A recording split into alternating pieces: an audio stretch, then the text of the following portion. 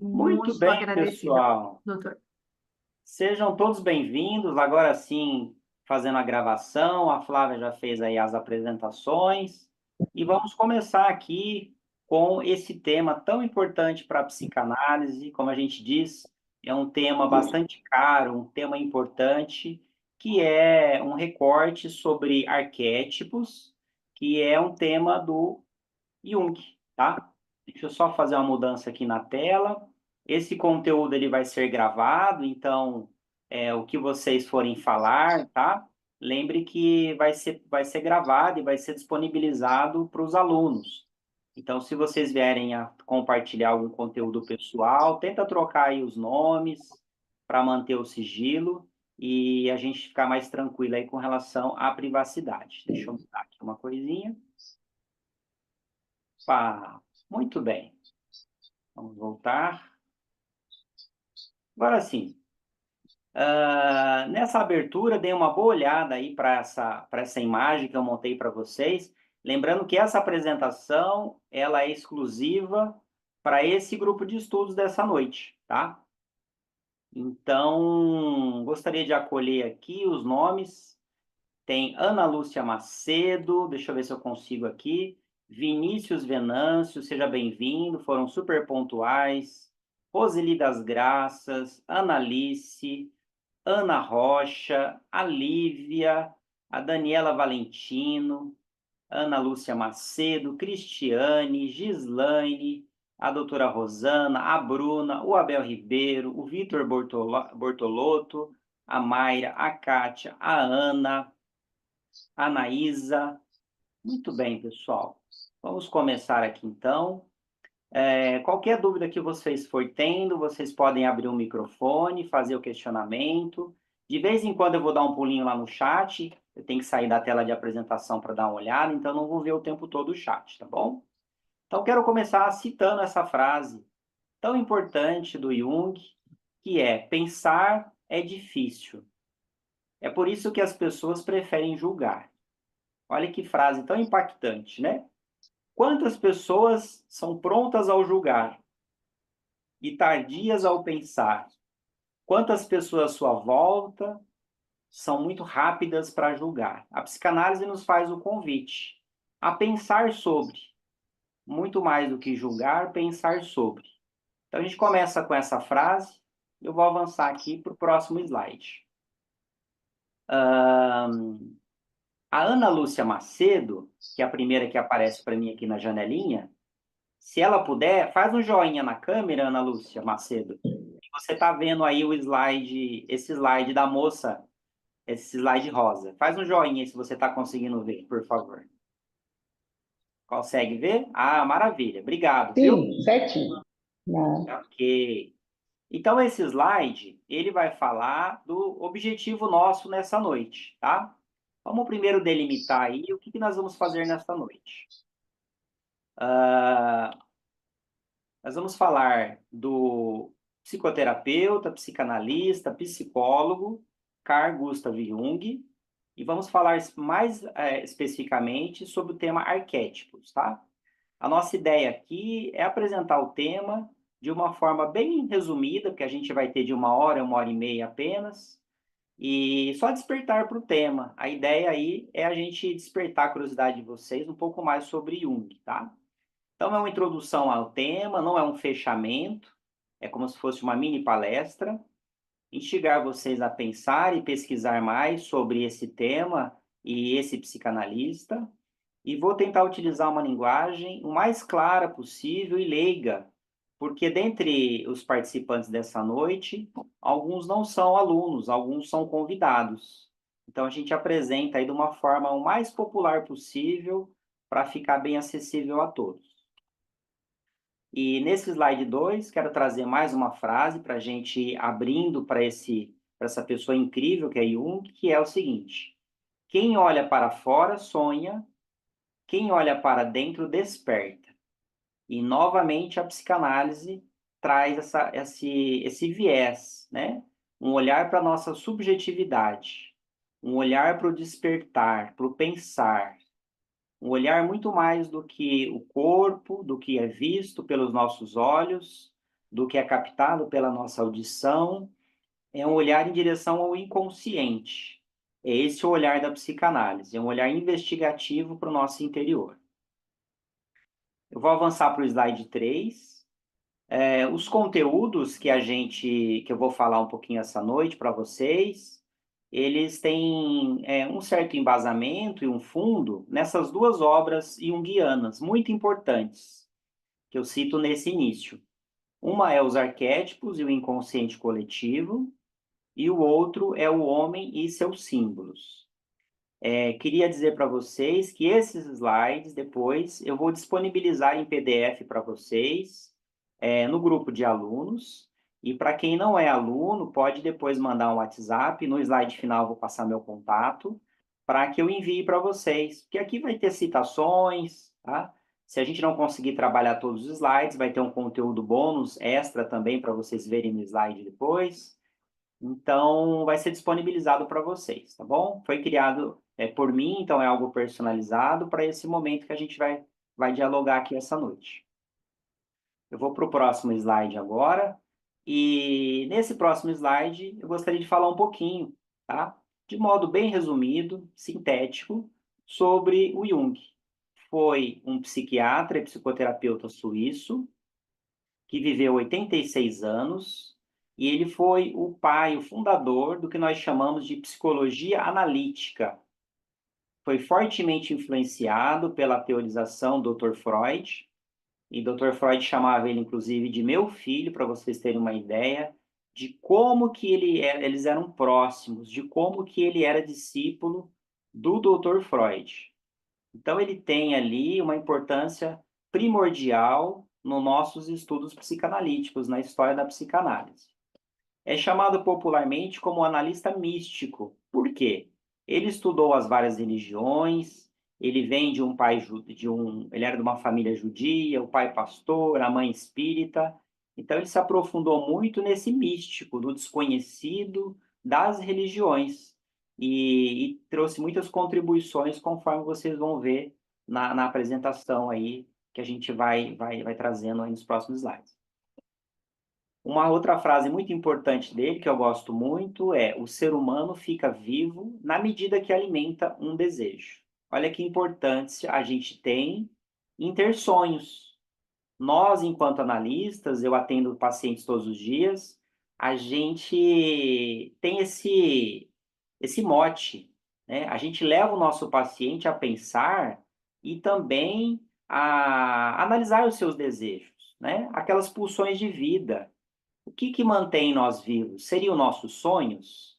Então a gente vai alimentar esse desejo. O ser humano hoje em dia ele está muito desesperançoso, de modo geral. Talvez à sua volta você perceba isso.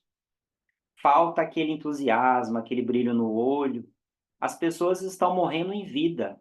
Então essa frase eu escolhi porque faz muito sentido para a contemporaneidade que nós estamos vivendo, né? Quanto que nós estamos alimentando o nosso próprio desejo, no caso, um desejo de vida, um desejo de conhecimento, um desejo de amar e ser amado.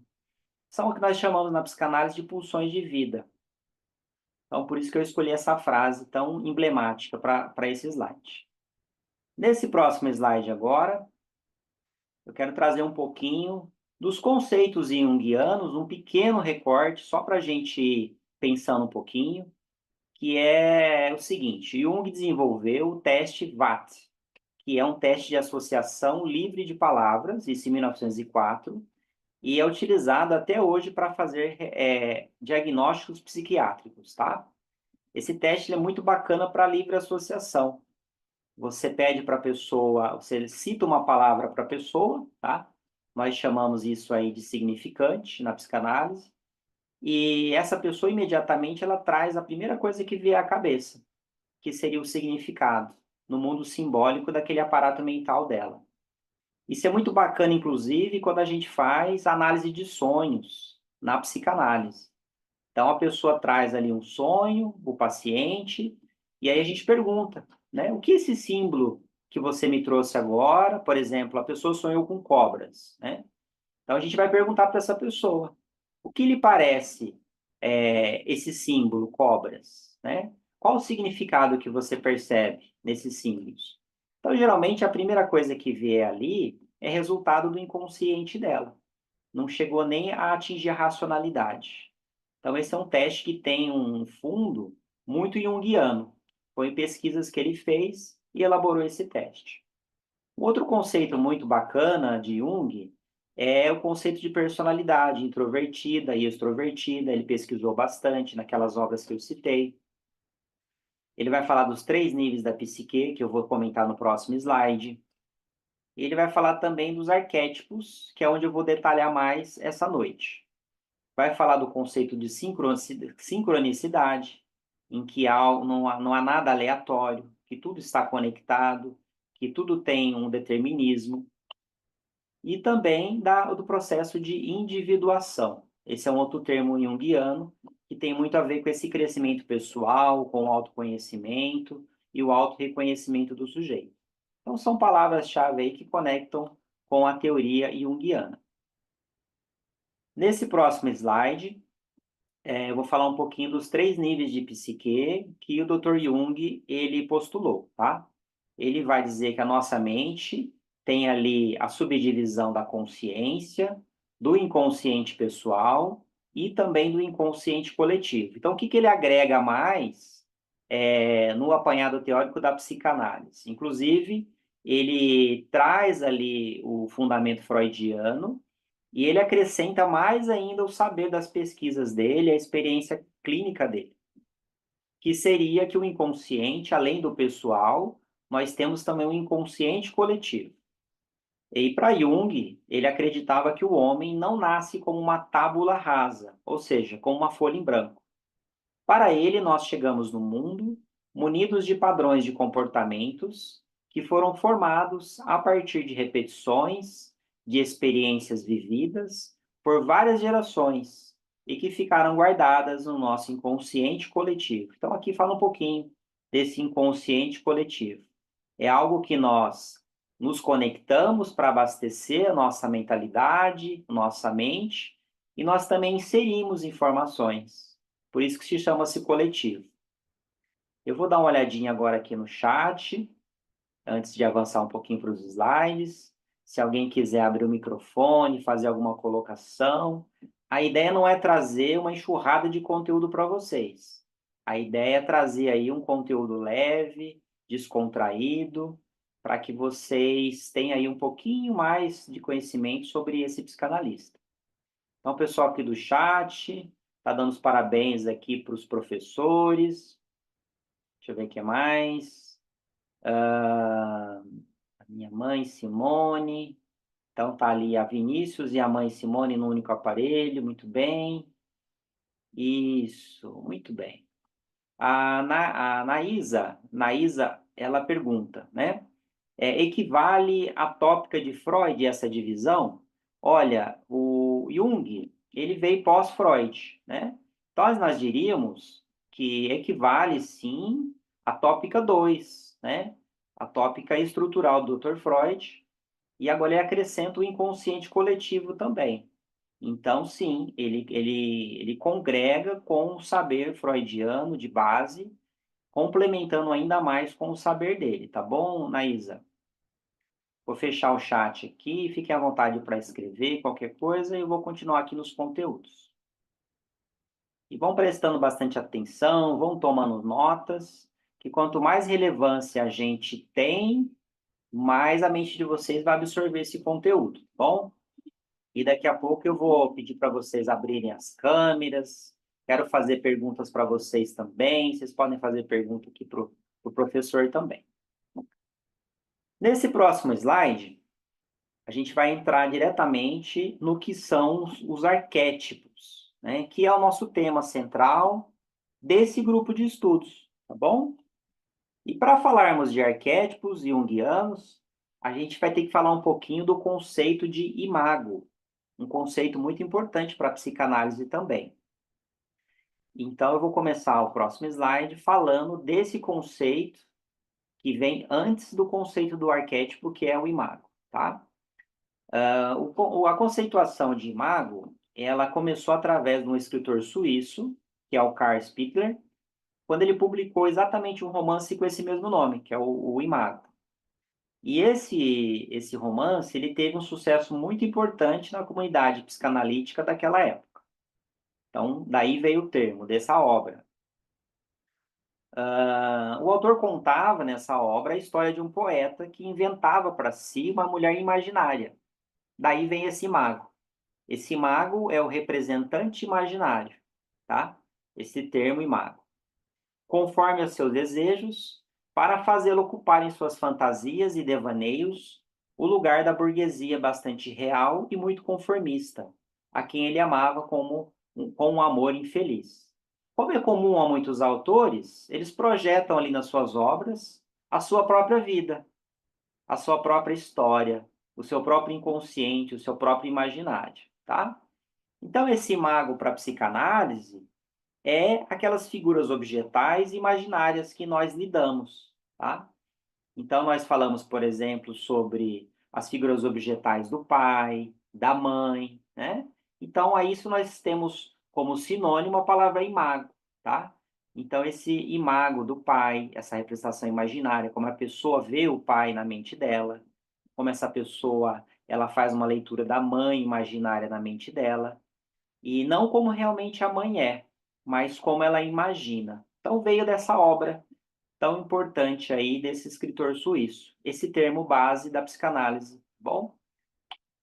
E sabendo o que é imago, agora eu trago para vocês exatamente, deixa eu verificar aqui, uma ampliação um pouquinho mais desse conteúdo que esse termo, ele foi derivado do latim, que significa imagem, e a Jung se apropriou desse termo, né, após ler aquela obra, e isso em 1912. E utilizou esse termo para designar uma representação inconsciente através da qual um sujeito designa a imagem que tem de seus pais. Então, Jung pegou aquela representação que aquele escritor tinha de uma mulher imaginária, traz para a psicanálise agora como uma representação ampliada, ou seja, agora já representa os pais, tá? E avançando um pouquinho mais, e aí Jung cunhou a noção de imago, imago paterna ou materna, a partir da leitura daquele romance. Bom, então, daí que vem a palavra arquétipos. Muito bem. Agora eu vou trazer para vocês algumas informações que eu tirei como base dessa obra que está aí à direita, que é o Dicionário da Psicanálise, da Elizabeth Rodinesco, uma psicanalista muito famosa e muito influente na psicanálise. Então, o que ela conceitua como a questão de arquétipo? Em 1919, Jung elaborou a noção de arquétipo proveniente da noção de imago. E aí define uma forma pré-existente, ou seja, arquétipo, como uma forma pré-existente no inconsciente que determina o psiquismo e provoca uma representação simbólica que aparece nos sonhos, na arte ou na religião. Então percebam que esse arquétipo, essa imago, é um conteúdo inconsciente e em seguida tem essa representação simbólica que vai aparecer inclusive nos sonhos. E agora, antes de entregar muito aí conteúdo e a gente não discorrer um pouquinho, afinal, o nosso objetivo aqui é a gente pensar um pouco também. Eu gostaria de convidar aí quem pudesse abrir as câmeras para eu ver um pouquinho os rostinhos de vocês, que só o professor ficar falando, sem a interação, fica um pouquinho vago. Tá Então, bom. fiquem à vontade. A doutora Rosana abriu aqui a câmera. Eu vou aproveitar e vou aqui, o Abel também abriu. Muito bem, obrigado aí. Olha, apareceram mais participantes aí, a Ana Rocha, o Eli Marcos, a Zenilda, a Daniela, a Luste, a Berna. Olha quantas pessoas estão aqui no chat com a gente. Eu gostaria de tomar a liberdade de perguntar para a doutora Rosana uma pergunta conectando com esse saber que a gente acabou de ver agora. Se ela puder, pode abrir o microfone, sinta-se à vontade para falar. E eu tô chamando ela como primeiro lugar porque ela é aluna do Instituto, ela é online, ela é lá de Minas Gerais, tem um conhecimento incrível, tem uma personalidade ímpar. Então, vou começar por ela, alguém que eu conheço um pouquinho, né? Doutora Rosana, queria lhe perguntar o seguinte. Os pacientes, geralmente, eles vêm ali com a imago do pai ou a imago da mãe, ou seja, uma representação muito distorcida da realidade. E ao conversar com os nossos pacientes, a gente vai percebendo que aquele mundo simbólico do paciente construiu uma imago com um recorte muito real desse pai ou dessa mãe desse paciente. E como que eu consigo saber e levar esse paciente a representar melhor, de modo mais realístico, essa imago do pai ou da mãe que ele tem? Porque ele chega falando mal do pai, ele chega mal falando mal da mãe. Gente, a coisa mais comum é o paciente trazer para análise aquela imago do pai ausente, aquela imago da mãe que não deu carinho. E isso aconteceu realmente. Porém, o paciente ele vai trazer ali o recorte que lhe é favorável. Queria perguntar para a doutora Rosana, lembrando que não tem certo, não tem errado, não está valendo nota, a gente está aqui para pensar junto. Como que eu levo esse paciente a ter uma visão mais ampla e realística dessa imago do pai e da mãe dele, uma representação simbólica mais real, doutora? Pode abrir o microfone. Isso, fica à vontade, Difícil, viu? né? Não, isso é verdade mesmo. Às vezes eles entram assim, criticando, falando mal mesmo. Aí eu pergunto para o paciente o que me dê 3 defeitos do seu pai, 3 defeitos da sua mãe. Eu pergunto isso. Aí ele está falando dele. Aí você percebe que o paciente fala dele, e você percebe que ele tem uma inveja muito grande, na verdade, né? Que os pais conseguiram vencer e ele não. Então, alguém tem que ser culpado pelo não vencimento dele, pelos problemas dele, pelas dores dele. E é mais fácil culpar o pai e a mãe, porque estes nunca vão responder, nunca vão prejudicá-lo. Porque pai e mãe amam muito, né? Os filhos. Então, eles não querem, assim, não vão prejudicá-los. Então, é mais fácil, é como se fosse a parte mais frágil. Os pais são os mais frágeis para aquele ataque. Então, é esse que eu vejo. Então, de certa, aí eles falam a imagem deles com relação ao pai. Muito bem, doutor. Tá vendo como que ela fala bonito, pessoal? Ela é muito inteligente. A doutora nos traz, então, e a gente vai atuar com perguntas. A gente vai atuar com perguntas abertas. A psicanálise, ela não trabalha com aconselhamento, a gente não dá comandos para o paciente fazer alguma coisa. O nosso objetivo é levar o paciente a pensar. E dentro dele, ele vai ter a melhor resposta que faz sentido ao simbolismo da mente dele. E como que eu faço isso? Olha, Sócrates nos ensinou isso lá atrás, com o questionamento socrático. E a psicanálise pegou esse saber, né? Nós vamos fazer perguntas. A mãe do filósofo Sócrates era parteira, e ele se tornou parteiro do conhecimento. Ele dizia lá que aos discípulos que ele não ensinava nada para os discípulos dele. Ele simplesmente trazia para o exterior o que estava dentro do interior daquelas pessoas. E a gente faz a mesma coisa com o paciente. A gente vai atuar com perguntas abertas, tá? A gente não vai fazer pergunta que responda sim ou não. A gente vai fazer perguntas abertas, né? A doutora trouxe para a gente a questão de citar 3 coisas. E me permita ampliar ainda mais essa potência dessa pergunta, doutora. A gente pode colocar assim, olha, cite as características que você gosta no seu pai, sem limitar a quantidade. Deixa aquela mente trabalhar, deixa aquela mente buscar ali o que ele quer citar, se é 1, se é 2, se é 3, se é 10. A gente não fecha o escopo, tá? Deixa essa mente funcionar ao máxima potência. E então, ela trouxe muito bem. Vamos atuar com perguntas.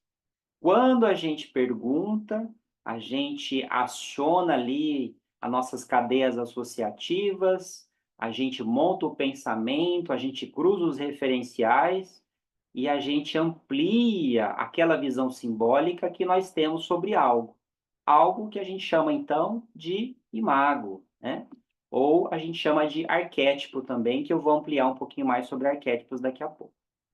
Bom, então até esse momento, que fique claro para vocês a conceituação de imago e a origem desse termo e a importância desse termo e a aplicação desse termo na psicanálise, tá? Então, quando a gente diz, olha, a imago paterna, a imago materna, a gente está se referindo à representação simbólica que esse sujeito tem do seu pai e tem da sua mãe. E agora, como provocação, como a psicanálise é disruptiva, eu quero fazer uma pergunta retórica para cada um de vocês. Nós estamos aqui em 33 por enquanto. Qual a representação que você tem do seu pai dentro de você até hoje? Qual a representação que você tem dentro de você referente à sua mãe? É uma representação que tem um viés mais positivo?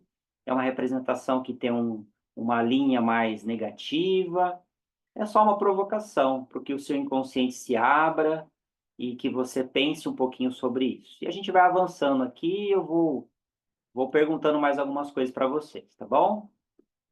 A Anaísa pergunta aqui no chat, essa imago pode ser de outras referências que não o pai e a mãe? Sim, pode ser.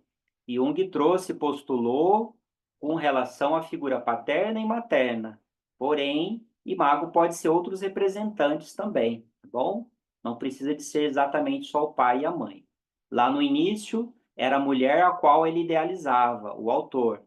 Depois, Jung trouxe a questão do pai e da mãe, mas pode ser aplicada a outros representantes também e figuras objetais importantes na nossa ontologia, na nossa história. Eu vou voltar aqui um pouquinho agora para os slides. Isso, vamos avançar aqui. Pessoal, essa obra que está à direita, nesse slide ainda, que é o Dicionário da Psicanálise, é uma obra riquíssima. Então, é uma terceira bibliografia que eu estou indicando e citando, né? É uma obra riquíssima. Essa especificamente, ela vai detalhar vários termos psicanalíticos, sabe? É um saber maravilhoso essa obra. Vocês acham ela para comprar? Ela não é uma obra barata, ela é física. E eu tenho ela na versão online, tá? Para consulta. Inclusive é ótimo, né, a gente consultar algo em PDF, porque você acha rapidinho, né? Você coloca ali a palavra, ele vai lá e pesquisa. Então, depois vocês vão ter o meu contato. Caso vocês queiram esse dicionário de psicanálise na versão em PDF gratuitamente, eu mando para vocês. Vocês vão mandar o WhatsApp e eu mando para vocês. Pode ser no WhatsApp, pode ser lá no Instagram, que eu vou passar depois também, e eu passo para vocês. A minha ideia é compartilhar com vocês, sem medidas, porque a gente cresce muito quando a gente colabora um com o outro, né? E eu fui presenteado em algum momento com esse dicionário na versão online, e tenho a maior alegria de poder compartilhar com vocês que queiram pesquisar outros termos também, inclusive o termo imago, porque lá ele vai estar mais detalhado ainda, tá bom? Que foi a dúvida aí que vocês estavam tendo. Vamos avançar para o próximo slide. Na teorização de Jung, e especificamente agora sobre arquétipos, eu trago para vocês que os arquétipos constituem o inconsciente coletivo simbólico de toda a humanidade, conforme a gente falou lá atrás. E os arquétipos correspondem a padrões universais basilares da psique humana, tá? É algo que é primordial, algo que é primitivo, que vem primeiro, tá? Então, arquétipo é algo que está na nossa base da psique humana. Os arquétipos constituem uma espécie de consciência informacional com sons, imagens, palavras, personagens, sensações. O escopo ele é muito amplo, tá? Essa representação é tudo aquilo que a gente consegue aferir pelos sentidos, é tudo aquilo que a gente consegue sentir. Esse é o escopo informacional que corresponde ao arquétipo. E os arquétipos, eles funcionam como uma via dupla, em que nós, como seres humanos, informamos essa base informacional do inconsciente coletivo, mas também somos abastecidos com essas informações na constituição da nossa mente. Confesso para vocês que é um conceito bastante abstrato. Para alguns pode ser muito difícil nesse momento de conceber esse tema, tá? Porém, se permitam avançar cada vez mais. Pode parecer meio místico, meio estranho, diferente, mas é algo que quanto mais vocês conhecerem, mais vocês vão entenderem o funcionamento da mente humana, vão se entenderem também. Então, se permita, nesse momento, segurar a angústia da curiosidade, do não saber, do compreender na totalidade, e porque é um conceito muito, muito relevante, tá bom? Professor, no senso comum, a gente pode dizer que arquétipo pode ser usado, por exemplo, da seguinte forma: olha, o arquétipo Einstein é um arquétipo de inteligência, é um modelo de inteligência. Quando eu falo, a pessoa se parece, a pessoa é um Einstein, né? Eu não preciso de ficar explicando muito, porque no imaginário popular, a pessoa já sabe quem é Einstein, quais atributos que estão inseridos nele, ao que corresponde aquele modelo. Então, isso seria um exemplo de arquétipo, quando a gente já tem esse saber ali, e esse saber é muito amplo, né? E ele é muito mais do que a nossa geração. É esse substrato informacional do arquétipo que eu estou comentando, tá?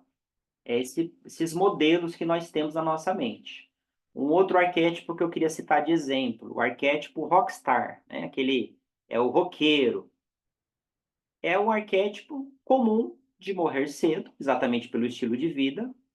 Geralmente tem problemas ali com adicções, né, com as drogas, e tem como paradoxo viver cercado de fãs, mas morrer na solidão. Olha só. Então, quando eu falo arquétipo rockstar, todos esses atributos se conectam com esse representante, tá? E vou exemplificar com mais um modelo, o arquétipo trator, né? Esse aqui eu uso às vezes nas minhas sessões, atendendo alguns pacientes, né? Tem pacientes que são verdadeiros tratores. Em que sentido? Olha, um arquétipo de força. É aquele paciente que quer carregar tudo, carregar todos, quer resolver tudo. É aquela pessoa que ela fala assim, não, você não está fazendo bem feito, deixa que eu faço, né? Puxa, meu marido não dá conta de nada, eu tenho que fazer tudo, né? É aquela pessoa que é muito demandada, geralmente ela está sobrecarregada pelas demandas da vida, né? Mas aí tem aquele desafio, né, que eu falo para os pacientes. Olha, o trator ele é muito realizador, é um modelo de força, mas ele não serve para passear. Então são pessoas geralmente que não relaxam na vida. São pessoas que estão sempre sobrecarregadas, com muita pressão. Geralmente somatizam com dores nas costas, dor de cabeça, exatamente devido a muitas demandas. E é muito comum essas características com relação à estrutura psíquica, psicanalítica do neurótico obsessivo. E como nós temos pessoas que chegam para análise sobrecarregadas, não estão dando conta mais de tantas demandas. Então, essa pessoa está funcionando praticamente como um trator, tá? Só para exemplificar um pouquinho desses modelos que nós temos na nossa mente, modelos imaginários, tá bom? Eu vou abrir o chat aqui novamente, deixar essa imagem de fundo. Anaísa, quando o retrato é inverso, ao invés de ter uma visão negativa, ter uma visão otimista demais, a ponto de negar os defeitos dos mesmos. Sim, exatamente, Naísa. é muito comum, às vezes, a pessoa ela está numa polaridade de escassez ou de excesso, ou seja, ela vai estar ali fazendo uma leitura das situações, do mundo, das pessoas, da sua própria vida, de si, uma leitura muito polarizada, muito radical. Então, ela vai ser assim, 8 ou 80, né? Ou vai ou racha. A psicanálise, com as sessões, geralmente o paciente ele vai buscando um ponto mais equilibrado. A gente chama isso de homeostase. Ela vai buscando um equilíbrio em tudo na vida dela. Então, ela deixa de ser aquela pessoa trator, ela se permite relaxar um pouco, ela permite delegar tarefas, ela permite que o outro tenha as suas particularidades e dificuldades e ela consegue conviver com isso, né, com a lentidão, às vezes, do outro. E então, esse retrato ele pode ser, sim, de modo totalmente inverso, bom? Ele pode ser de um ponto até outro. E os dois casos causam um sofrimento psíquico gigantesco, tá? É aquela pessoa que, às vezes, no relacionamento, ela é totalmente ausente e passiva. É aquela pessoa que, como se diz no popular, fala amém para tudo, né? Ah, tá tudo bom, com medo de desagradar o outro. E a outra pessoa traz para a sessão, puxa, o meu marido é um banana. O meu marido, ele não toma iniciativa. Meu marido não tem projetos. Meu marido não tem ambição. Meu marido só quer ficar ali vendo o jogo dele, só quer ficar no videogame, só quer ficar deitado no sofá. Então, o marido, com medo de desagradar, acaba ali tendo esse comportamento que ele acha que é o melhor para aquele relacionamento. E a mulher, na verdade, ao fazer tudo, quer que o marido se toque. Ela quer que o marido, né, tenha o simancol. E às vezes um está funcionando numa polaridade oposta à outra, e no final um está fazendo uma leitura, uma comunicação totalmente, está se comunicando totalmente errado, e o outro está compreendendo errado. Bom, esse imago pode ser de outras referências, que eu já respondi também. Tem a Daniela traz, que tem ali a representatividade mais para o lado negativo, e a Ana Rocha traz que trouxe ali, ela teve magos ali de pais maravilhosos, muito bom, Ana Rocha. Olha, você se inclui aí no grupo da exceção. Puxa, como seria bom se tivéssemos pais maravilhosos, pais ali que estivessem presentes, pais que fossem suficientemente bons, né? Sem ser muito bonzinho, sem ser muito austero, ser muito punitivo, pais equilibrados. Isso ajudaria muito no desenvolvimento de adultos saudáveis. A Lívia traz o arquétipo trator, eu chamo de Mulher Maravilha. Isso mesmo, Lívia. Exatamente. No caso da mulher, a gente pode aplicar esse termo, né? A Mulher Maravilha. E como está tendo mulheres na modernidade com esse arquétipo da Mulher Maravilha? Está tendo demais. E elas estão sobrecarregadas, tentando dar conta de tantos papéis sociais, né? E lá no seu íntimo elas estão assim, exauridas de energia, de força, porque elas estão tentando ali ajudar todos, mas no final elas estão se sentindo provavelmente sozinhas e querendo ser ajudadas. E aí vem a análise que nos ajuda tanto nessas questões, a essas pessoas que estão sendo mulheres maravilha e fazem de tudo dentro e fora do lar. Isso mesmo. Parabéns, Lívia, por lembrar esse arquétipo aí. O Abel levantou a mão. Fique à vontade, Abel, para abrir aí o seu microfone e tem a palavra, tá bom? Olá, boa noite. Tudo bem, professor? Boa noite, Abel. Seja bem-vindo. Obrigado. Viu? Achei interessante esses itens e sobre o trator. Eu já fui trator, centralizador e já fui perfeccionista também. E eu corrigi isso aí. Quando eu fui trator, centralizador no trabalho, trabalhei muito, eu cheguei até a adoecer. E também era perfeccionista, então corrigir isso aí é muito importante. Agora, sobre o rockstar, o roqueiro, também achei importante porque muitos morreram bem jovens, com 27 anos, muito jovens, né? E assim, eu quando era mais jovem, eu não gostava de música clássica. Eu até tirava um sarro dentro do carro de um amigo quando tocava música clássica. E uma pessoa falou assim para mim, Abel, fecha os olhos, colocou um rock bem alto. Aí ele falou, abre os olhos. O que que você sentiu? Eu falei, eu senti euforia. Ele falou, fecha os olhos de novo. Colocou uma música clássica. Aí falou, o que que você sentiu? Eu falei, eu senti entusiasmo. E na época eu não gostava de música clássica. Então, daí para frente, eu comecei a gostar de música clássica. Então, realmente, o rock ele é muito pesado e realmente ele faz mal, até, né, se for ver bem a fundo mesmo, né? E a clássica não, deu entusiasmo. Entusiasmo é vida, né? É o bem mesmo, né? Muito Então, bem, Abel. Obrigado aí essa é a contribuição. pela contribuição. Muito bom, olha só. Então, o Abel já foi ali aquele modelo mais do trator que eu comentei, o arquétipo do trator, o arquétipo do herói que quer salvar todo mundo. Muito bem. E aí, em algum momento, ele teve ali uma pessoa que foi muito assertiva e muito psicanalítica, né? Levou ele a sentir, fez perguntas para ele. Olha o poder, como marcou o Abel e trouxe transformação. Quando a gente leva o outro a sentir, quando a gente não julga o gosto, igual ele não julgou o gosto do Abel, ele fez pergunta, né? Ele fez ali um experimento, ele fez uma testagem. E o Abel se permitiu conhecer e sentir algo diferente. É esse o trabalho que nós fazemos com os nossos pacientes. A gente leva eles a sentir, a se permitir num ambiente protegido, sem julgamento, em sigilo, e traz resultados assim cada vez mais expressivos. E não é em vão que a psicanálise é uma profissão de status atualmente, com amplo reconhecimento, e cada vez mais as pessoas estão aí estudando e ampliando e aplicando esse saber. Eu aproveito essa abertura aqui que a gente teve com a Bel aí, para dar boas-vindas para mais algumas pessoas aqui.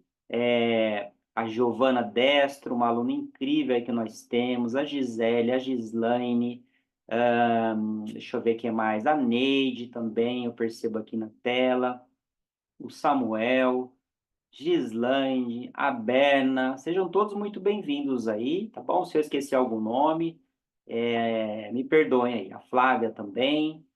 Eu vou avançar para o próximo slide, pessoal. Depois a gente vai conversando um pouquinho mais. Olha que slide incrível que eu preparei para vocês. Eu queria confessar para vocês que preparar um slide para mim é um movimento de vários dias. Eu vou tendo ideias, eu paro em frente ao computador, faço um slide ou dois, aí eu acordo com alguma. É assim que eu preparo as minhas aulas, eu preparo as minhas palestras. E esse slide foi um exemplo disso, tá? Então, eu quero que vocês sintam o simbolismo desse slide, percebam que vai despertar em vocês essa imagem da mulher tirando selfie, e vou soltar aqui os próximos elementos. Dentro de arquétipos, a gente vai começar falando de um arquétipo junguiano chamado self, tá? Foi conceituado ali pelo Jung, agora já dentro da psicanálise, tá? Quando a gente fala do arquétipo self, na visão psicanalítica, eu não estou me referindo necessariamente àquela pessoa tirando uma selfie, que virou aí um neologismo, né? Tá tão aplicado hoje, é um conceito tão usado aí no senso comum.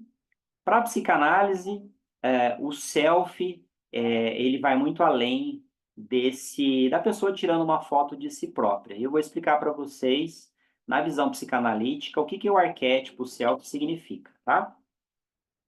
Muito bem. Olha esse bebezinho, que lindo. Na teorização junguiana, o arquétipo self, ele vai estar declarando algo que é inato, ou seja, algo que nasce com o ser humano.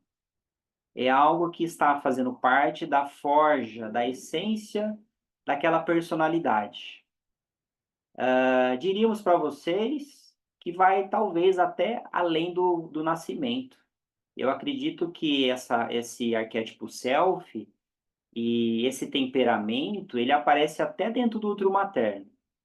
Quem aí é mãe, talvez vai se conectar com isso, né? Principalmente quem é mãe.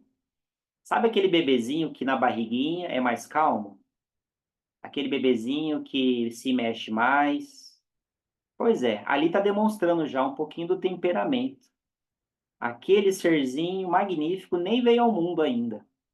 E dentro da barriguinha da mãe, ele já está demonstrando um pouquinho desse aspecto da personalidade, que seria esse self, tá? Então está presente ali até durante a gestação do bebê. Self como a ideia, é um conceito abstrato, né? De ser o princípio organizador de toda a psique humana.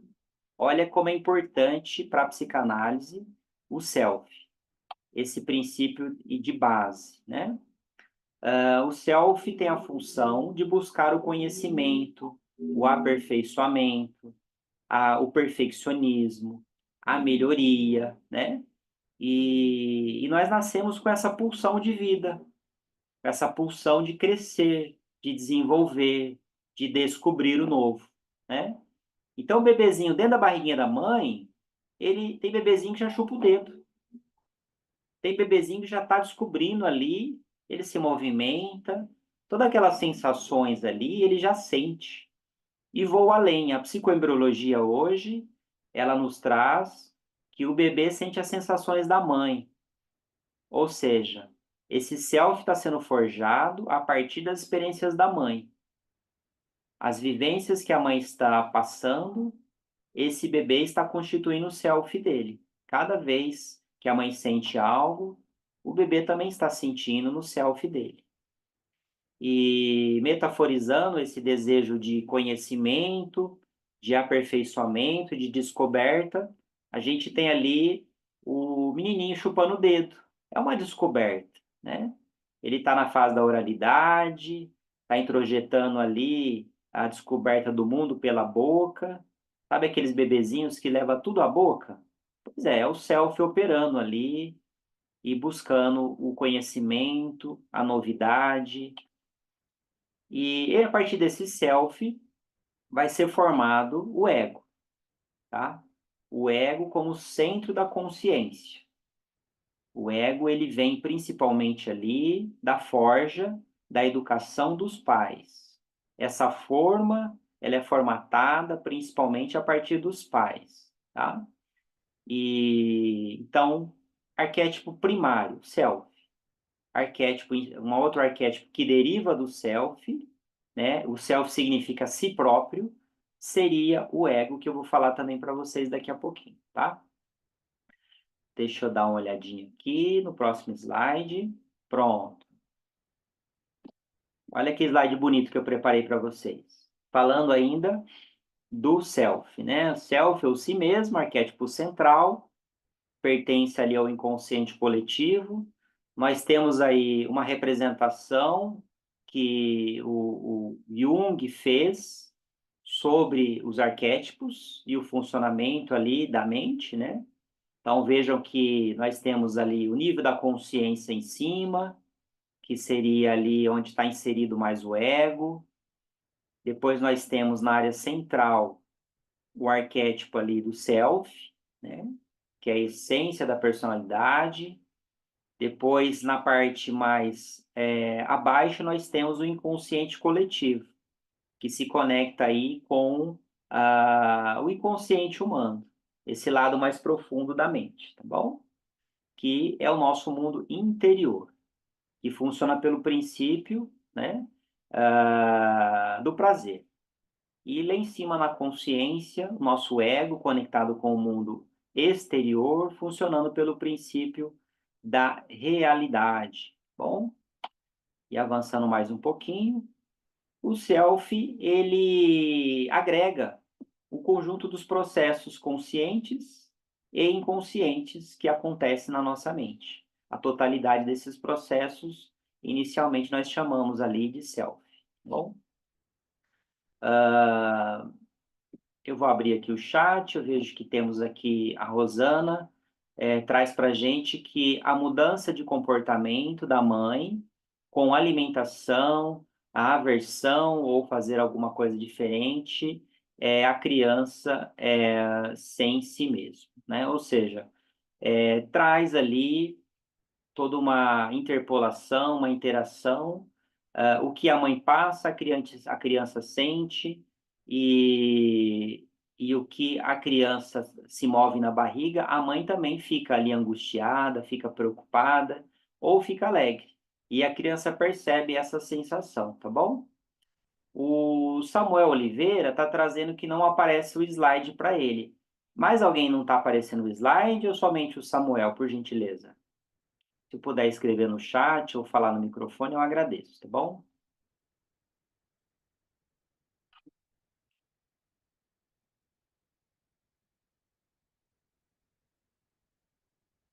Finaliza para mim aí. Vocês estão vendo o slide? Ah, maravilha. Samuel, tenta sair da... A Naisa diz para o Samuel para passar para o lado, né? Qualquer coisa sai da chamada e entra novamente para ver se aparece, Samuel. De qualquer modo, depois vai ser enviado para o grupo de alunos esses slides na totalidade para vocês, tá bom? Eu vou avançar para esse próximo slide, dar uma boa olhada nele, a moça fazendo ali o sinal. E vamos falar um pouquinho desse slide. O arquétipo self ainda, eu posso dividir inicialmente como o verdadeiro self, tá? Que é aquele que expressa a natureza singular do indivíduo, e a gente pode perceber isso nessa imagem, e quando a pessoa, ela relata ali que ela está de bem com a vida, né? Que ela está de acordo ali com o propósito de vida dela, com a missão dela, ela se sente ali equilibrada, conectada, sente um bem-estar incrível na vida. Então, você percebe que essa pessoa, ela está sintonizada com o self verdadeiro dela, né? Ela está indo de encontro com os valores dela, tá? Então, a gente chama isso de o verdadeiro self ou self verdadeiro. É um outro termo psicanalítico que a gente usa, tá bom? E em contraponto ao self verdadeiro, nós temos o falso self. É uma outra subdivisão que fazemos sobre o self. O falso self, ele expressa o lado do indivíduo em que ele aprendeu sobre as pressões e intrusões externas, ou seja, todas aquelas ameaças, as frustrações, as dificuldades, abandonos, traições, injustiças, levam ele a feridas emocionais, criando provavelmente um falso self, tá? Que é aquele lado do indivíduo que é um lado mais como um mecanismo de defesa, tá? É um lado que ele dá conta para viver utilizando esse falso self. Então, a gente pode citar um exemplo nas pessoas que têm o transtorno narcisista de personalidade, que é muito comum elas estarem operando ali no falso self, tá? Ou no self falso. E por quê? São pessoas que têm um egoísmo, são pessoas que manipulam, que tiram vantagem, são pessoas que utilizam técnicas de vitimismo, são pessoas que não ligam muito para o fator humano da outra pessoa. Então, nesse caso, a gente diz que está tendo uma preponderância do falso self e o self verdadeiro está adormecido ou inexistente, tá? Então, é um entendimento aí sobre self, tá bom? Agora, uma perguntinha para vocês. As pessoas que você mais convive são pessoas que te impactam muito na tua vida, positivamente, negativamente, que impactam a sua qualidade de vida, a sua percepção sobre a sua vida, impactam nos seus resultados sobremaneira. Essas pessoas, elas estão operando mais no self verdadeiro ou elas estão operando mais no falso self? Eu vou mais além. Você, de modo geral, majoritariamente, durante o dia, por exemplo, você está operando mais no falso self, né, com bem-estar, uma sensação de plenitude, uma sensação de que está cumprindo o seu propósito de vida, de que está se conectando com os outros, que está agregando ao coletivo, ou você opera na maior parte do tempo no falso self, em que tem que utilizar técnicas como vitimização, manipulação, mentiras, e como que você tem operado na maior parte do tempo? É só um questionamento para você pensar também, tá bom? Eu vou abrir aqui o chat, deixa eu ver aqui de novo. Tatatã. Muito bem. Muito bem. Se alguém quiser abrir o microfone, fazer algum questionamento, fica à vontade, tá bom, pessoal? Deixa eu ver aqui como que está o nosso tempo. Olha, o nosso tempo deu 1 hora agora, que é o tempo regular do grupo de estudos, tá bom? Mas para quem quiser ficar online, eu vou continuar passando mais um pouquinho, tem poucos slides pela frente, o tempo voa, né? Eu vou passar um pouquinho mais aqui do conteúdo para quem quiser ficar aqui conectado, tá? Deixa eu passar aqui. Quero falar agora de um próximo arquétipo importante junguiano, que é o arquétipo do ego, tá? O ego ou eu, né? Tem autores que vai chamar ego, tem autores que vai chamar eu. Esse arquétipo, ele é um arquétipo muito importante para a psicanálise, né? Que é o arquétipo que é construído ao longo do nosso desenvolvimento, tá? Das nossas fases na psicanálise, chamamos de fases psicossexuais. E conceitualmente nós temos ali a fase oral, a fase anal, a fálica, a latência e a genital. E durante esse processo a gente vai adquirindo habilidades, nós temos desafios e nós vamos evoluindo como seres humanos, de engatear, balbuciar, andar, falar, né? Até a autonomia em que nós conseguimos trabalhar, nós temos nosso próprio relacionamento, a gente constitui a nossa família. Então o nosso ego ele vai tendo uma evolução. E a forja desse ego, esse modelo, ele vem inicialmente dos nossos pais. Então, quer conhecer geralmente os pais, você olha para os filhos. Quem é professor percebe muito isso, né? A gente começa a conversar um pouquinho com a criança, com o adolescente, a gente já começa a inferir como que é o lar, porque o modelo veio, né? O modelo veio das imagens ali, parentais, veio da mãe também. Então, esse ego ele é constituído a partir dessas figuras, né? Pode ser os pais substitutos também, não precisa ser exatamente. A gente está falando de função paterna ou materna, né? Então, pode ter sido criado por uma avó, não tem problema. Esse ego foi constituído de alguma forma, tá? E sobre o ego, a gente tem que a infância formativa da subjetividade, em que os pais transmitem a concepção de mundo, e esses referenciais que constituem essa identidade, né? O ego como essa identidade do sujeito, de nosso paciente. Bom, sobre o ego ainda, ele vai se sobrepondo gradualmente ao self. Essa é a evolução do arquétipo no desenvolvimento humano. E inicia com os próprios pais em função de processos de socialização. Então, esse ego primeiro vem dos pais, que são nossas relações primárias, o nosso núcleo familiar. E em seguida vai passando, né? Depois tem ali a creche, depois tem a escolinha, depois tem a escola, tem os amigos, e vai se formando esse ego. Depois a pessoa começa a trabalhar, e aí esse ego ele vai cada vez mais se desenvolvendo na medida que o sujeito vai tendo referenciais diversos, ele vai pegando esses modelos. Então, o contexto a qual nós somos criados, que nós somos gestados, faz toda a diferença na formatação desse ego. Até meados dos 3 anos de idade, vai se desenvolvendo, tá? Principalmente até o 2º, 3º ano, esse ego, ele é muito desenvolvido pela mãe. A criança até o 2º, 3º aninho, a mãe é tudo. Ela está em simbiose com a mãe. A criança praticamente vê a mãe como uma extensão dela. Então, a participação da mãe no cuidado, na atenção, no foco durante a gestação e pós-nascimento, nessa primeira infância, é primordial na construção egóica. É muito importante.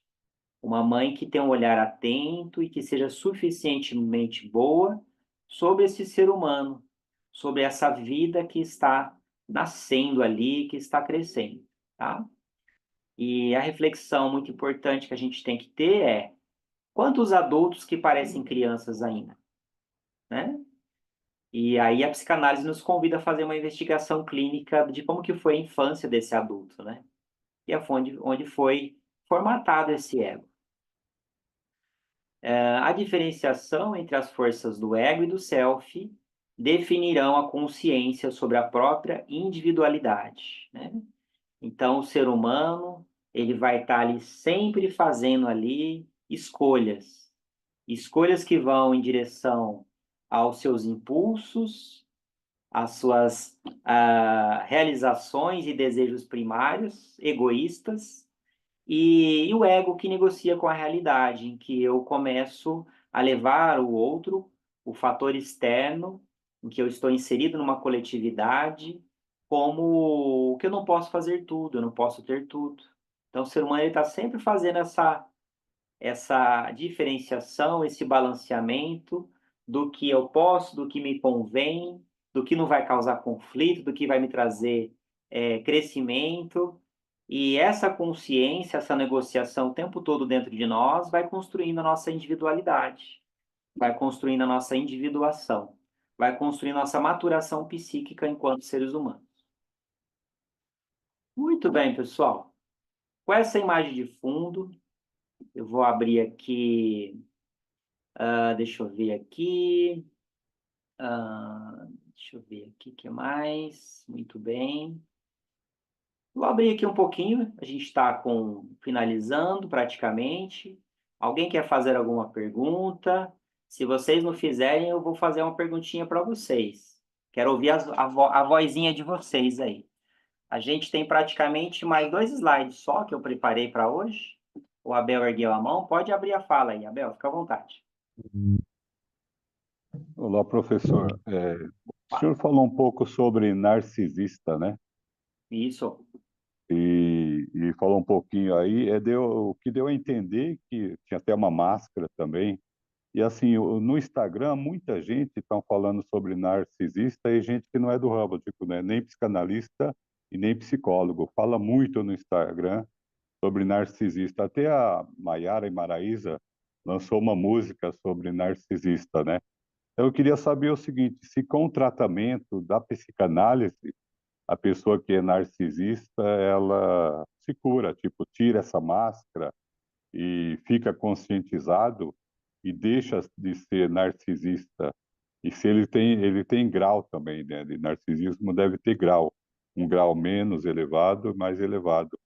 Porque pelo que o pessoal fala, que não é do ramo, no Instagram, tudo, eles falam que não tem cura o narcisista. E eu, assim, na minha opinião, eu acho que com o tratamento das sessões de psicanálise, deixando a pessoa conscientizado, eu acho que tem cura. Então, essa é a minha dúvida que eu queria tirar com o senhor aí. Muito bem, Abel. Uma pergunta muito pertinente aí para esse tema. Bom, causa espanto quando eu digo em sala de aula, em palestras, que todos nós somos narcisistas. As pessoas ficam me olhando assim, com aquele olho estatalado, espantado, né? Eu falo, olha, todos nós somos narcisistas. Nós nascemos narcisistas. O bebê, ele tem um narcisismo primário, que nós chamamos na psicanálise. E por que causa espanto? Porque no senso comum, as pessoas têm ali o arquétipo de narcisista no imaginário popular é um, mas a psicanálise nos convida a entender mais sobre o narcisismo, né? O narcisismo, ele, na medida certa, ele nos protege. Então, o bebê, ele nasce com o narcisismo primário, que é o desejo de vida, ele se coloca em primeiro lugar. Ele quer mamar, ele quer a presença da mãe o tempo todo, ele quer ali o acalento da mãe, né? Então, o narcisismo primário, ele traz uma preservação da vida. Ele é necessário. Se nós não tivéssemos o mínimo de narcisismo, a gente não escovava os dentes, a gente não escolhia aquela roupa do dia, a gente não tomava banho, a gente não procurava análise. O narcisismo inicial, como mecanismo de sobrevivência, ele é salutar, ele é essencial. Aquele narcisismo saudável como pulsão de vida. em que a gente se olha de um modo saudável, com protagonismo sobre a nossa vida, em que a gente não se vê um ser humano que é capacho da sociedade, alguém que é suplantado pelo meio. A gente tem um mínimo de amor próprio. Esse é o narcisismo saudável que todos nós temos que ter. E esse narcisismo fala do nosso estado de ego. O ser humano ali, o paciente que está com o ego fragilizado, ele está com o narcisismo, aquela libido como energia de vida baixíssima. Ele está com um complexo de inferioridade ali instalado e ele se deixa ser levado. Não tem um mínimo de narcisismo ali. A pessoa fica receosa do que vão pensar dela, ela tem medo do que ela vai falar, né? Então não tem um mínimo de narcisismo ali. Na psicanálise, a gente difere o narcisismo primário ali do narcisismo secundário. O secundário é aquele mais evolutivo, em que o bebê vai se desenvolvendo, a criança, o pré-adolescente, o adolescente, né? Adulto. O secundário é aquele narcisismo realístico, em que eu me vejo inserido numa sociedade, em que eu não posso ter tudo o que eu quero, não posso fazer tudo o que eu não posso realizar todos os meus desejos, porque eu tenho que levar em conta que eu estou inserido no coletivo, que há regras, há protocolos. Então, eu tenho um narcisismo em que o meu nível de consciência é um nível de consciência mais equilibrado, tá? Então, esse é o narcisismo que a gente evolui para ele, ou deveria evoluir. Agora, quando a pessoa não evolui para esse narcisismo mais maturado e equilibrado, ela tem o narcisismo patológico. A patológico, sim. Aí é o transtorno narcisista de personalidade, TPN. Esse daí é aquele que é a patologização do narcisismo. Esse é aquela pessoa que ela não liga a mínima se ela vai prejudicar alguém, ela não tem escrúpulos. E ela justifica ainda as ações dela dizendo, o outro é trouxa, o outro deu bandeira, o outro é bobo, né? E justifica ainda. E ela não sente culpa do que ela faz, né? Então, ali nós temos a patologização. Professor, tem cura? Olha, se fosse uma doença física, teria cura. Mas a psicanálise a gente não trabalha com a cura. A gente trabalha com o alívio do sofrimento. A gente trabalha com a minimização dos sintomas. Cura é quando a gente tem uma doença física ali e você cura aquilo. Então, por que a gente não fala em cura? Porque o ser humano, ele chega na análise com algumas demandas. Aquilo ali é tratado, aquilo ali é elaborado, ele consegue lidar de uma outra forma mais saudável, desenvolve um novo arsenal ali na mente dele e vai evoluindo ali para um modo mais equilibrado. Bom, mas passa um tempo, surgem novas demandas na vida. Tem um luto, alguém que morre, tem um acidente, tem um trauma, tem alguma coisa que vai evocar uma ferida emocional do passado. E aí vem novas demandas. Então não tem cura. A gente está sempre com demandas. A nossa vida é um eterno ser frustrado. A primeira grande frustração ali, trauma, é o nascimento.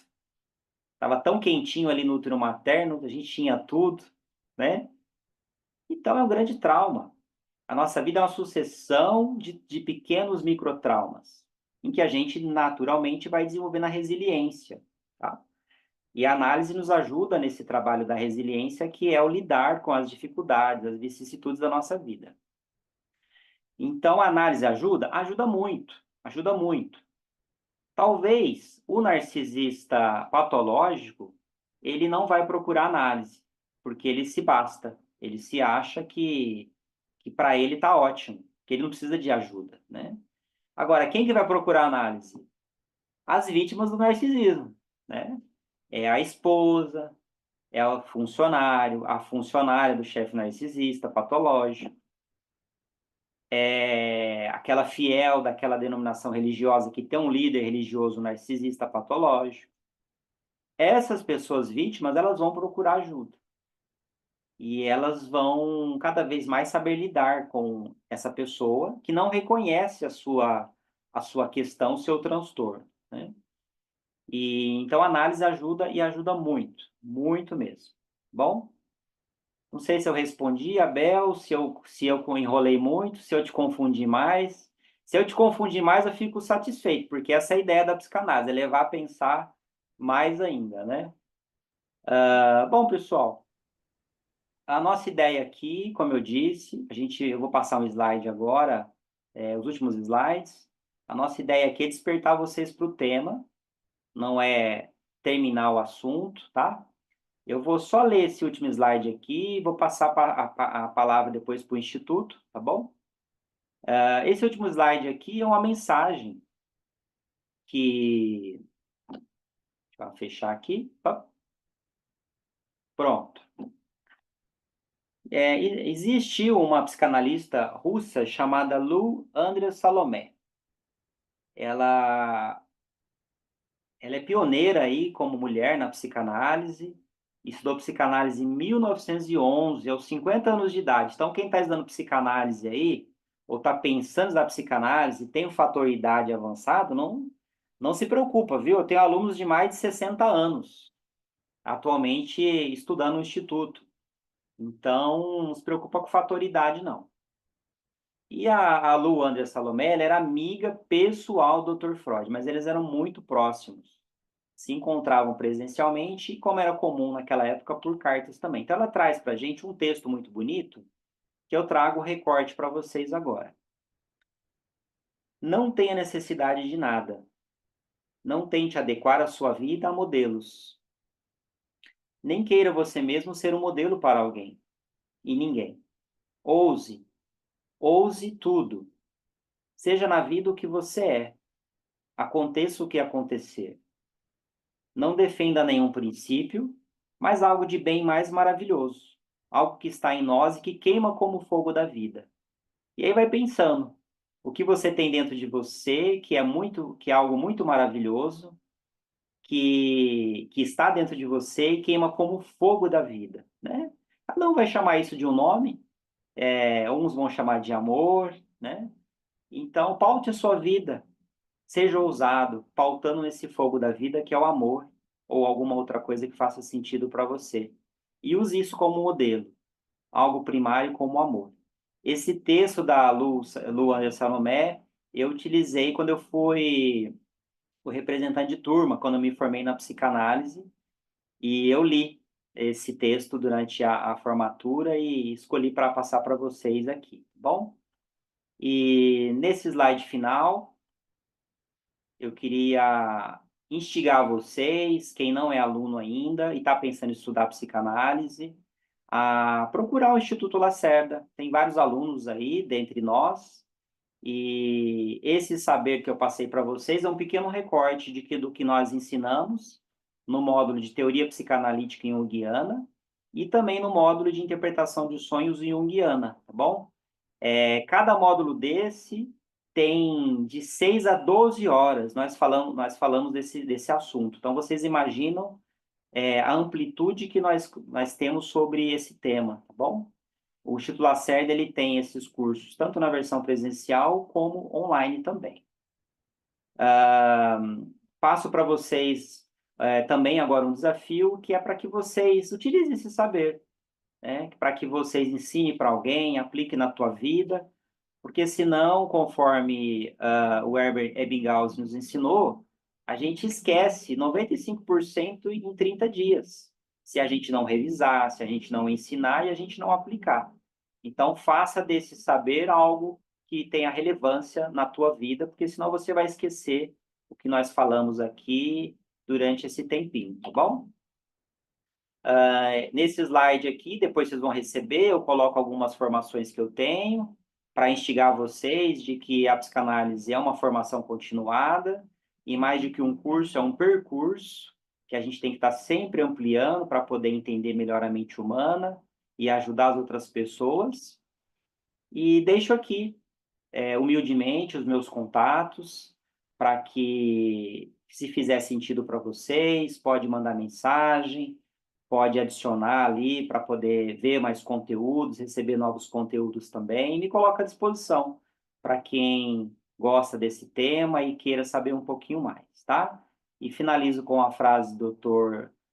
Jung, o psicanalista: conheça todas as teorias, domine todas as técnicas, mas ao tocar uma alma humana, seja apenas outra alma humana.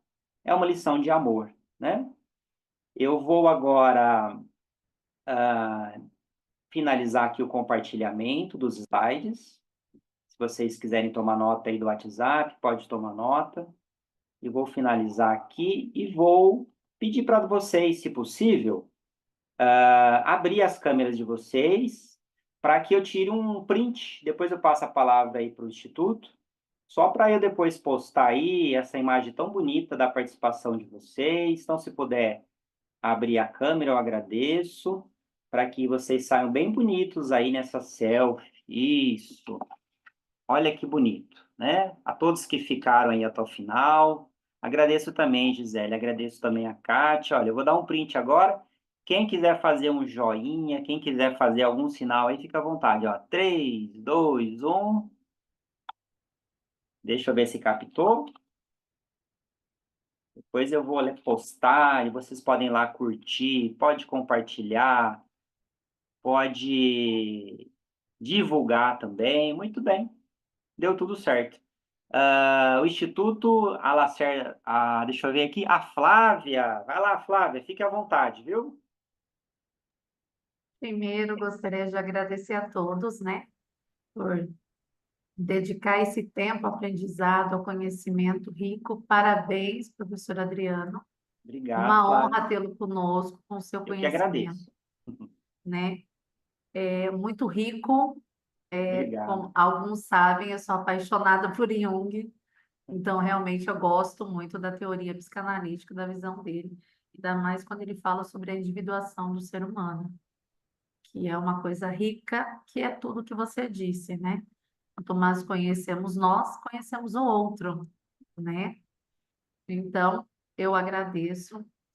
É uma honra, realmente, mais uma vez, tê-lo conosco, tanto conhecimento. Agradeço a cada aluno, os alunos novos, e aí eu queria abrir, até peço a permissão para o professor Adriano, que acredito que tenha algumas perguntas no chat, Claro. dentro daquilo que você trouxe para respostas, e abrir, no caso, dúvidas, porque tem muitos alunos novos, professor Adriano, no nosso meio, que muitas vezes têm dúvida da plataforma, de como, algumas dúvidas de como funciona, algumas dúvidas dentro da primeira instância de Freud, ou às vezes até dentro da segunda, porque está começando agora. Então, eu queria abrir esse momento para vocês, não só os alunos novos, tá, gente? Todos. Aqueles que começaram ontem, mas aqueles que começaram também há um ano atrás. Então, fica Gente, pelo amor de aberto Deus, onde que eu falei? para Onde vocês tirar dúvida, tá ok? E, professor, responder as perguntas do chat, por gentileza. Sim, olha, a Terezinha escreveu ali que está estudando já há 9 meses, está muito contente. Que bom, Terezinha. Eu acho que eu não lecionei para você ainda.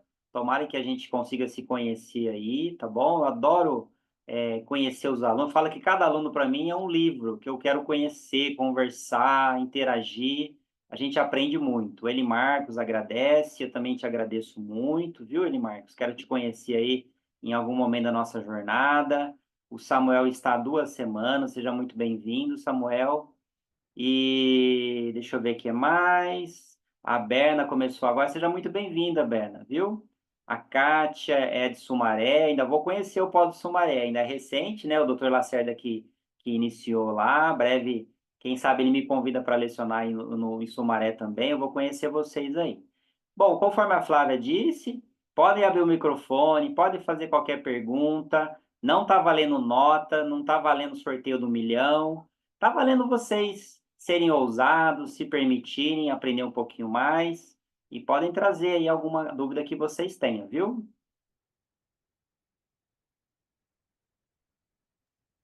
Professor, vou trazer uma perguntinha aqui. É a Claro. Lívia, boa noite. Seja bem-vindo, Lívia.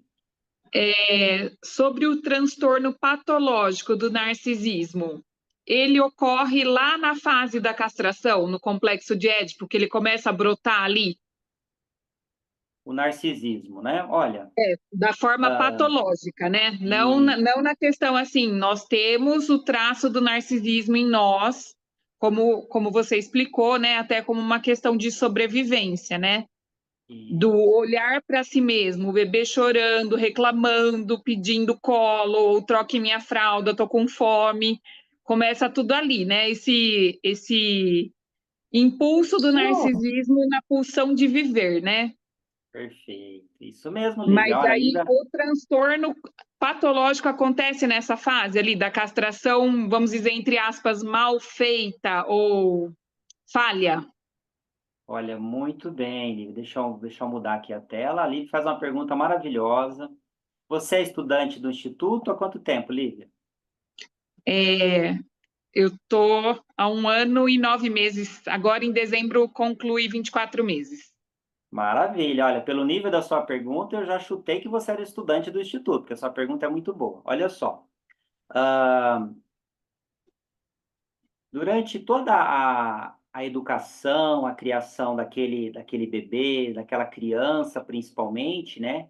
Que já vai tendo aquele ego um pouquinho mais desenvolvido, ela vai tendo as frustrações, né? O que são aquelas frustrações? É o pai falar, olha, não faz isso, não faz aquilo, não bota o dedinho na tomada, não leva isso à boca, né? Então, a frustração, ela é uma constante, ela é necessária, ela é saudável no desenvolvimento do ego do ser humano. Agora, o grande desafio é você regular e como aplicar essa frustração e essa castração simbólica, né? Então, para quem não é da psicanálise, quando a gente fala de castração na psicanálise, está falando dessa frustração, dessa negativa, o pai e a mãe não atender a demanda daquela criança da forma que ela quer. E a mãe já faz isso com o bebê, né? Não dá para a mãe ficar com o bebê o tempo todo no colo, não dá para amamentar o bebê o tempo todo. E o bebê, o que que ele quer? Ele quer a mãe o tempo todo. Ele não quer que a mãe saia de perto do berço, ele vai chorar, né? Ele vai querer peito o tempo todo. Por quê? Porque o ser humano, ele anseia isso, né? Esse amor, essa integralidade. Então, isso vai ocorrer desde quando é bebezinho. O desafio da mãe. A mãe estar bem, né? A mãe ter o que nós chamamos de função alfa. A mãe ser continente, a mãe ter a capacidade de reverie, são todos termos psicanalíticos, bionianos, de ser suficientemente boa para atender na medida certa esse bebê, depois dessa criança, depois desse adolescente. É um desafio muito grande. A mãe tem que estar no equilíbrio o melhor possível para conseguir fazer essa leitura. Porque se ela errar, ela vai castrar muito. Ela vai ser muito ali rígida, muito austera. Se ela for muito permissiva, ela vai atender muito e ela vai criar uma espécie de reizinho bebê. Aquela pessoa que tem o atendimento na sua integralidade. Então, Lívia, eu penso que é uma equação muito complexa. E essa equação ela passa pelo lado das figuras objetais ali, principalmente a mãe no início, e também passa pelo sujeito, pelo filho, pela filha. Por quê? Imagina que a mãe, ela atende na integralidade as demandas daquele bebê. Puxa, às vezes a mãe tem um mecanismo psíquico de compensação de que ela tem que dar tudo para aquele bebê. Por quê? Porque provavelmente às vezes ela foi criado com escassez. Não tinha atenção de carinho, de amor e tudo mais. Então agora ela quer ter o filho dela, ela quer entregar tudo. E achando que ela está acertando, ela está criando o quê? Ela está criando ali um potencial narcisista. Por quê? Um reizinho bebê que nós chamamos, né? Aquela pessoa tem tudo, o tempo todo, na hora que ela quer, do jeito que ela quer. E aí esse reizinho bebê, ele percebe que às vezes essa mãe, ela tem ali uma necessidade de que o bebê se alegre quando ela leva o peito, que ela está perto. E o bebê percebe isso, que o bebê também é manipulador. Ele percebe que se ele faz uma birrinha, se ele faz um gesto, a mãe atende ele mais rápido. Então ele aprende a manipular, que é bem a tônica do narcisista, né? Esse é um ingrediente da equação. Uma mãe que atende demais, uma mãe que não é suficientemente boa para perceber que o bebê ele precisa de um certo afastamento, na medida certa. Ele pode mamar, mas não o tempo todo.